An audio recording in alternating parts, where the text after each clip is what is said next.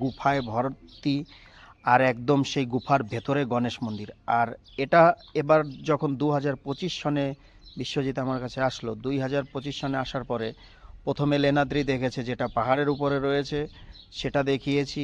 এবার যখন 2025 সনে আসলো 8 তারিখে জুন মাসের, বিশ্বজিৎকে নিয়ে গেলাম এই মন্দিরে। ওই মেয়েটা বেশ ভালোই তাকাচ্ছিল, কিন্তু যাই হোক, ওঝরে আমরা যাচ্ছি, মন্দিরের দিকে যাচ্ছি। যেতে যেতে আশেপাশে দিয়ে হোটেলগুলো খুব সুন্দর।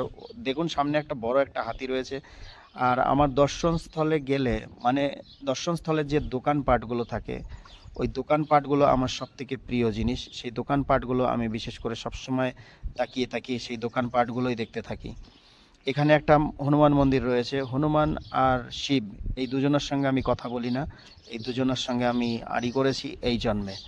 সামনের জন্মে ভগবান যদি সব কিছু ঠিক রাখে, সামনের জন্মে গিয়ে যদি কোনো কিছু হয় সেটা দেখা যাবে। এই দেখুন মন্দিরের একদম সামনাসামনি আমরা চলে এসেছি।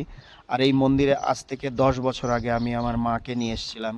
আমার মাকেও এই মন্দির দর্শন করিয়েছি, কিন্তু মা আজকে আর আমাদের মাঝে নেই।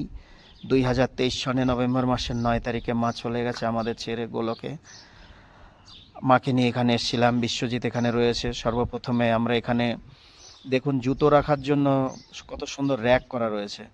যার যার জুতোগুলো সবাই র্যাকের মধ্যে রাখছে। এরা দেখো সেলফি নিচ্ছে। এই যে সামনের দিকে গেটটা দেখতে পাচ্ছ, গেট, ওই গেট দিয়ে প্রবেশ করতে হয় গণেশ মন্দিরে যাওয়ার জন্য। এই যে এই মেয়েটি বারবার আমাদের সঙ্গে দেখা হয়ে যাচ্ছে। আবার মেয়েটা একটুখানি হাসলো দেখে, জানো। বিশ্বজিৎ এদিকে স্ট্যান্ডের মধ্যে মোবাইল দিয়ে ধমধম করে চারোদিকে ঘুরিয়ে ঘুরিয়ে একের অন্ধকার করে সব নিয়ে নিচ্ছে। মানে ওই মন্দিরের আশেপাশে কিছু বাকি রাখছে না। যাই হোক, ওখানে দেখার পরে আমরা প্রথমে বিশ্বজিৎ গেল, তার 10 মিনিট পরে আমি গেলাম।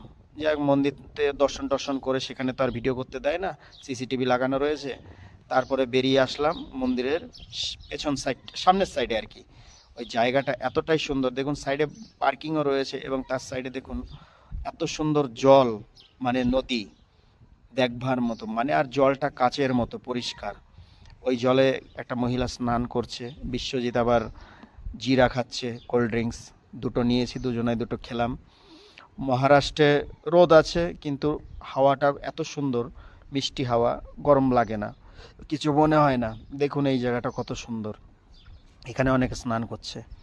জায়গায় জায়গা দেখিয়ে টেকিয়ে তারপরে মোটরসাইকেলটা আমরা রেখেছিলাম পার্কিংয়ে।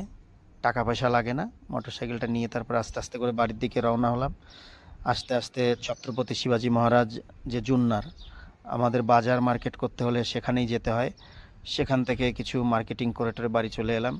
সবাই ভালো থাকুন, সুস্থ থাকুন।